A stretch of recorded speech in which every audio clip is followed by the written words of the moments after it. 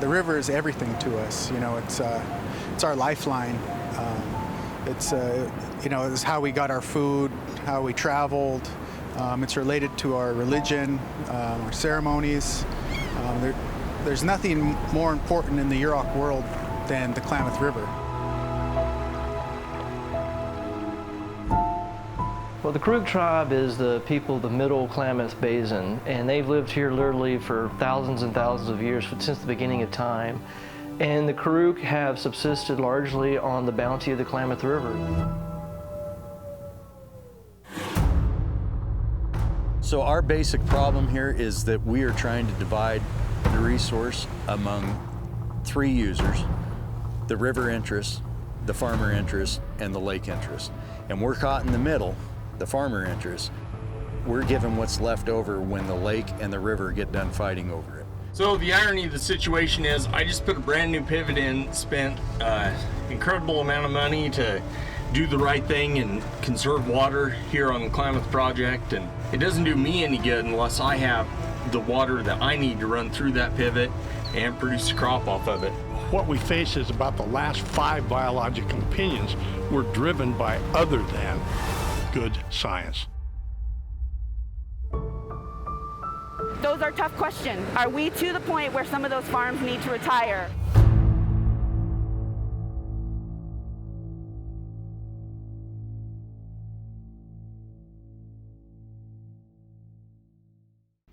Production funding for American Grown, My Job Depends on Ag, provided by James G. Parker Insurance Associates, insuring and protecting agribusiness for over 40 years.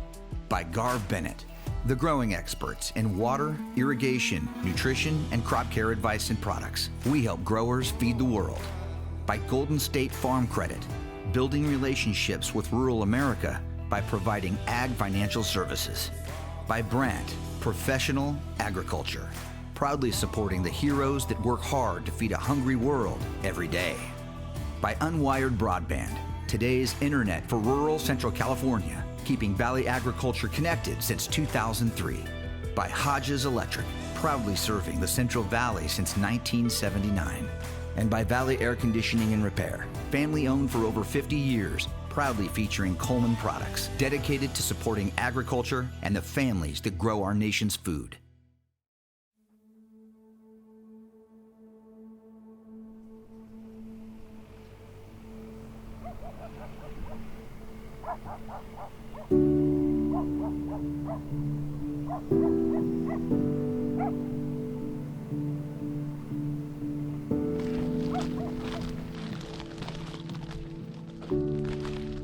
So we're just looking at plant diseases. Get a little bit of tip burn going on, a little bit of Erwinia down in the canopy. But you know, these onions are 45 days out from being harvested. So we got a lot of bulb. The bulbs are swollen up. What kind of onions are these? These are all dehy's. So these will go to a dehydration plant, and they'll end up being put into powder or flake, and they'll end up in anything from cocktail sauce to salad dressing. So settlers came here late in the mid 1800s. They started filtering into this valley, and they came in on the north end of the valley. They came from the east, obviously, and they got here, and when they got to the rivers like the Forlorn River, the Lost River, they thought that the water was so putrid that they wouldn't let their horses drink from it. And the water that was in this valley, it filled the entire basin that's behind me and stretched all the way up to Klamath Falls and was connected through various sloughs that connected east and west sides of Sheepy Ridge and north the Klamath Lake area to Tule Lake. Farmers that were here early in the system, they used to follow that lakeshore as it receded during the summertime, and they'd plant pastures and they'd graze cattle and they'd raise grain on it. And there was a vision by the government as reclamation started to come and start to develop some of those areas. And so this area where we're at today was kind of the latter part of the reclamation process. And these were actually homesteads that were given to World War I and World War II vets. They came down here, they put a name and a number in a pickle jar. They had to have a sum of money. They had to have a vehicle, which could be a tractor, and they had to have some knowledge of farming. And if they had those 3 requirements and they were a veteran of one of those wars, they were eligible for the draw. And so my grandfather himself was a 1946 homestead draw. He was in 1947. He moved here. My dad was 1 month old when they moved here to the basin, and they settled and moved a barracks from the Japanese internment camp. They set that up on their property. They called that home, and my dad can remember as a small boy watching my grandfather in 47 below zero weather with an oil torch outside trying to keep the oil flowing inside to the stove that was keeping everybody from freezing to death.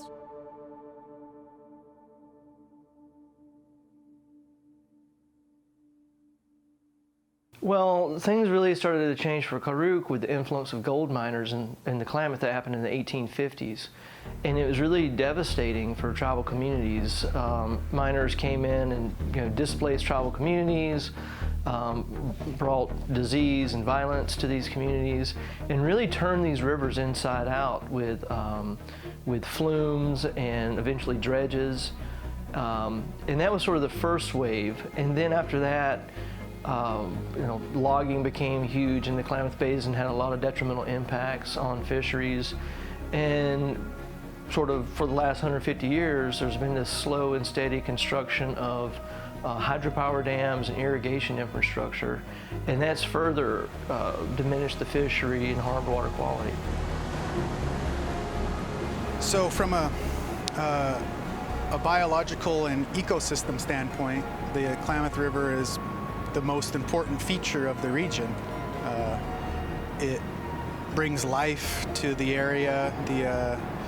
The fish runs that it sustains are extremely important to nutrient cycling, and the entire region is somewhat dependent on a healthy Klamath River. When the dams were put in, I think it was a shock to everyone. The level of devastation that followed over the years, although it wasn't immediate, it took many decades for us to start seeing the negative ramifications attenuated through the ecosystem and through the communities, not just the Yurok and not just the tribal communities, but also the fishing communities, the non-native fishing communities, and people all along the north coast of California and southern Oregon. The dams changed things forever.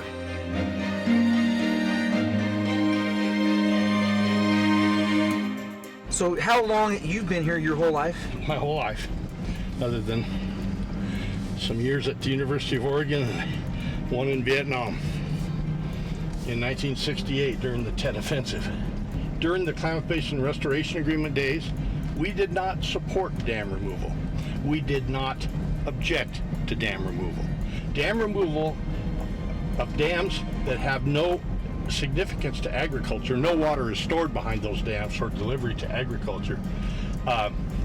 So we didn't really feel we had a dog in that fight.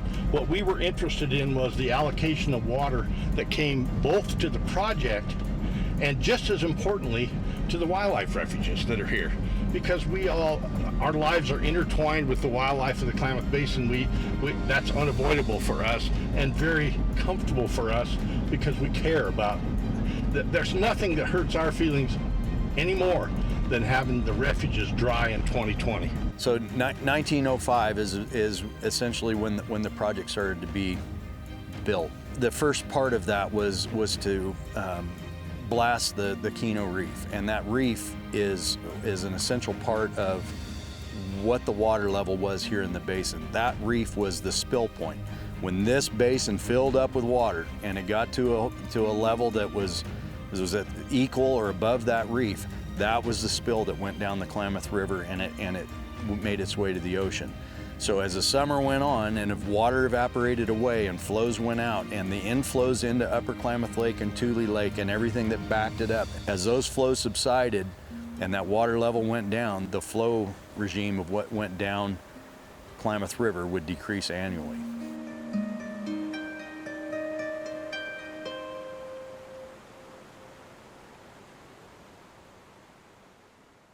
Klamath project is the Klamath Reclamation Project, which is the storage in Upper Klamath Lake. It's the storage that's in Clear Lake.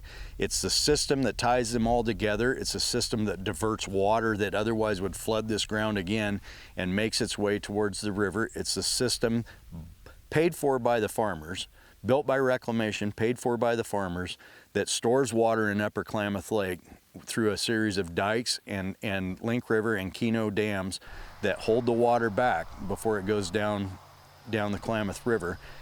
And from that, we take our diversion of water that comes down through the project and irrigates the lands all the way from up by Klamath Falls down here to where we are in the bottom of the project in the California portion of the project. And the water that comes here that is used by farms starts up there, is applied to land, and it is recaptured through the series of drains that we have, pumped back up and reutilized by the next farmer down the line. 7 times that water gets used from the top of the system to when it actually leaves the basin and goes down the Klamath River as excess water not utilized by the crop or evaporated away by the system. That excess water goes down the river. We're 93% efficient as a project, which is unparalleled anywhere else.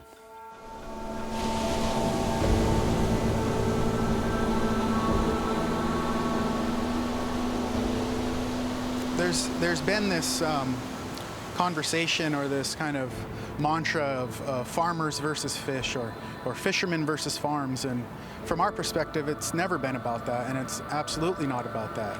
We're about finding balance. We're about restoring balance to the ecosystem and to the river. And part of that balance are the people who live in the ecosystem and people who live on the river. And agriculture is part of that.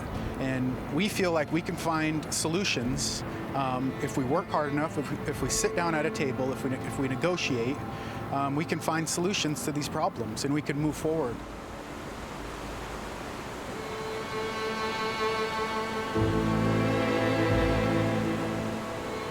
Well, the water war in the Klamath Basin, it's complicated because it's not just two players in this game. We have the Klamath Irrigation Project, which affects flows and is an issue for the tribes. We also have a private company that owns a complex of hydropower dams that really don't have nothing to do with irrigation diversions, but certainly have a huge impact on fisheries.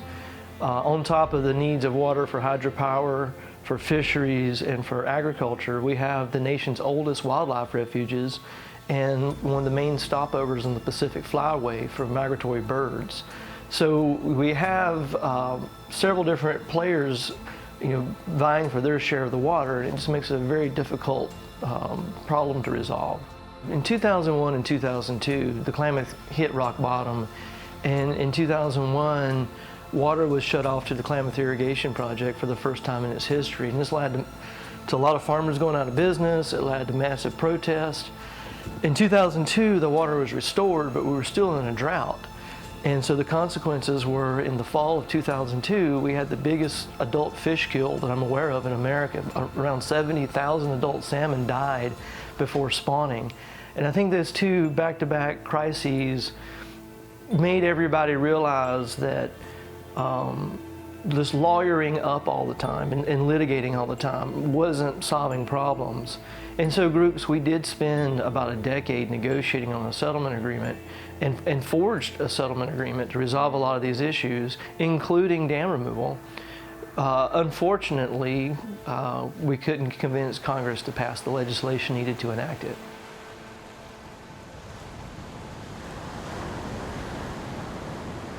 This looks so different now from what we saw a couple days ago. This is privately owned. Yeah. Clear up to here. Yeah, this is all tribal ground now. No. Now it is. No, it's not. It's owned by the Williams family. It was a personal land grant to the Williams family from Theodore Roosevelt. Wow. And it's the center of the universe for the Yurok. And they've been trying to buy it from the Williams family. Chuck Williams was the best man at my wedding. Okay. His family owns this. Okay. They own this center of the river deed. This spit's not there today. No, the river's going right over there. Over there. The family cemetery. We saw it. Is right there. We stood right next to it. That's the Williams family cemetery. Okay. That's the Williams family cemetery. So my ties go back quite a ways. They do. With the Klamath River, and I spend a great deal of my time there, and I can commiserate with the Yurok tribe. It's very important to understand how the Yurok tribe feels about this whole settlement thing, and this has to be about fish. It has to be about fish for me as a Klamath Project irrigator, and it has to be about fish when it comes to the Yurok tribe. And sometimes we let money or we let water get in the way of protecting fish. So there's over 200,000 acres that are in the Klamath Reclamation Project.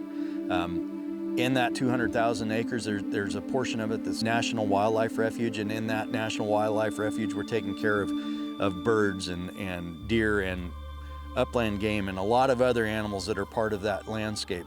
On this land, we're raising alfalfa, we're raising wheat, barley, hay crops of all kinds, horseradish and onions and garlic and peppermint and spearmint and strawberry root starts and potatoes. I mean, we are world known for our potatoes. We're world known for our horseradish, and this is where it comes from. At the end of the day, what we're really fighting about is the science. Like, our obligation with the water and the obligation of the government is to use the resource in the best manner that it possibly can. The fight between the tribes and the irrigators comes down to whether or not the science is right. And the government is in the middle trying to establish biological opinions. It's putting reclamation in the position where they're the action agency, and they have to administer the water by the way that the biological opinion tells them that they have to do it. So, water rights are really complicated. They're complicated in California, but they're complicated in Oregon and everywhere else. But fundamentally, when there's not enough water to go around, first in line is first in right. So if you were there first diverting or using water for anything, and you go to the courts to have it all worked out, whoever was there first gets the first water right. Well, it turns out there were people here first before any of the farmers and ranchers showed up, and it was the tribes. And in Oregon, this has been adjudicated. So the Klamath tribes in Oregon filed for an adjudication in the 1970s, and it finally got resolved. And for the tributaries that come into Upper Klamath Lake, which is the headwaters of the Klamath River, they have first priority water rights. We're always in conversation. We're always in conversations with those that oppose us irrigating the land. We're always in conversations with tribes down the river. We continue those conversations nonstop. Since 2001, we've been engaged in those. This winter was no different than that, but everybody could see that we were heading into a dry year. And so we all started to get a little more nervous, and we got into January and the rains didn't come and the snow didn't come, and everybody started to get a little bit panicked. April 1 comes, 140,000 acre feet. Roughly a third, maybe a little less than a third of what a normal allocation would be here. Where we got ourselves into trouble, or we were put into a bad spot, is that we had this allocation. Farmers went out, they made plans. They thought that we were going to be able to pull together enough of a program. They knew they were going to idle lands. They knew that they were going to use well water. They started borrowing money from their lenders. They hired their crew. They got their crew to come back to work. All of a sudden, we're into this, a whole bunch of money, and the May 1st inflow into Upper Klamath Lake comes, and 100 years of history falls apart. 100 years of weather patterns and things that would happen during the April to May 1 time span have disappeared on us. And because of that, the government backed out of their 140,000 acre foot allocation, and they put us at about 83,000 acre feet, which is the same as zero. When you're talking about over 200,000 acres that need to be developed here, that means there's not winners and losers, everybody's a loser. We must stand up for American farmers. You feed our people, you fuel our nation. You sustain our land, you uphold our values, and you preserve our cherished way of life. There are no better stewards of our precious natural resources than the American farmers who depend on the land and the environment for their very livelihood. America has always been a farming nation, founded, built, and grown by people just like you, who pour out their heart, soul, and sweat into this land. The ridiculous part is 20 years later, we actually have a playbook to go to, right? 2001, it was the tractor rally that led how we let steam off, how we tried to get attention.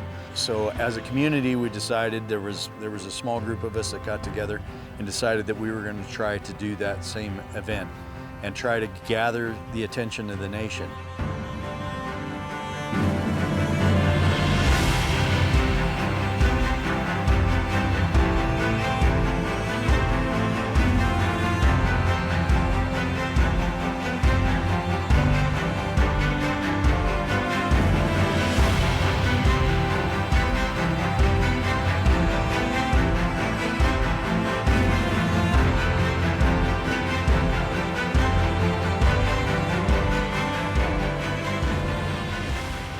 You know, it amazes me to see how much is out here. I drove through town earlier and I couldn't believe what I was seeing.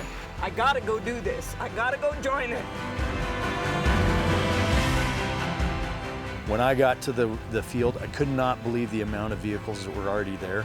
I couldn't believe what I had to go through to get to the field.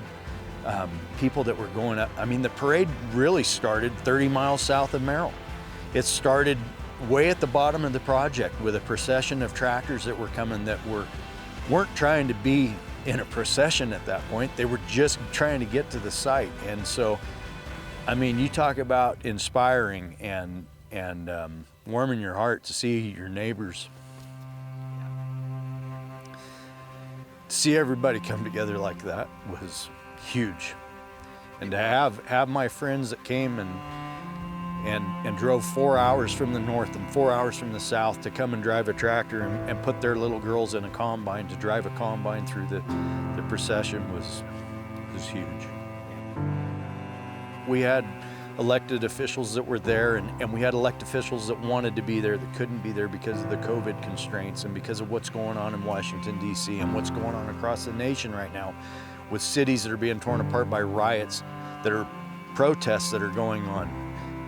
You know, we were a group yesterday of Americans, and we were proud to be Americans that were there, and our protest, we were protesting as Americans that we weren't being treated like Americans. And I hope at the end of the day that the public saw that, and I hope that the public takes something from that we're all Americans, and we all want to see some change in whatever the movement is that we're trying to deal with. I hope that they think that we did it right.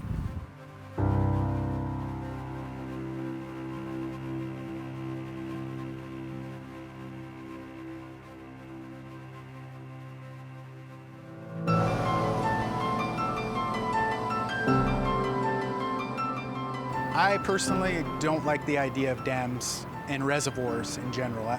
I don't think it's healthy for the ecosystem.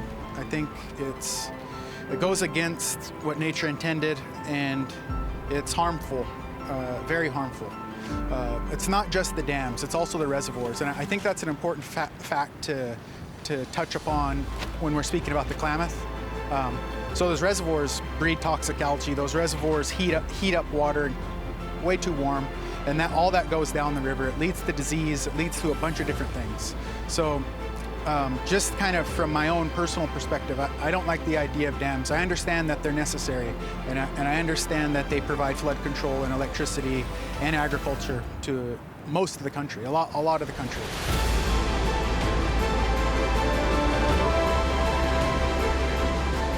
I think as we move forward in time as a society, we can start to pull away from that, though. I think we can start to look at renewable resources. I think we can look at wind. I think we can look at solar. I think from the agricultural perspective, I think we can look at better uses of water, being more efficient, more effective with water use. There's ways we can slowly start to adapt. And look, I'm not saying this needs to happen overnight. I'm not saying this will maybe even happen in my lifetime, but I think it's possible for us to slowly start divesting and changing the way we think of things and changing the way we look at the earth.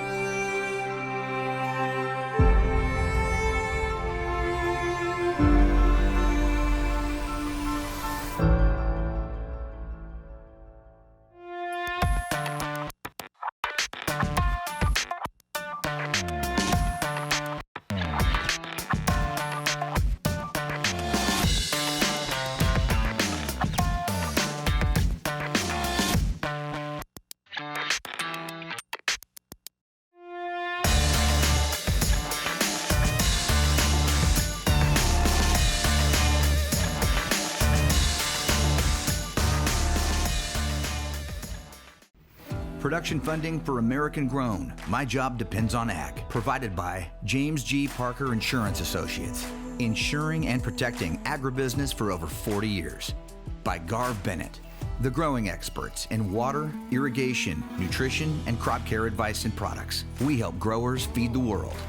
By Golden State Farm Credit, building relationships with rural America by providing ag financial services. By Brandt, professional agriculture, proudly supporting the heroes that work hard to feed a hungry world every day. By Unwired Broadband, today's internet for rural Central California, keeping Valley agriculture connected since 2003. By Hodges Electric, proudly serving the Central Valley since 1979. And by Valley Air Conditioning and Repair, family owned for over 50 years, proudly featuring Coleman products, dedicated to supporting agriculture and the families that grow our nation's food.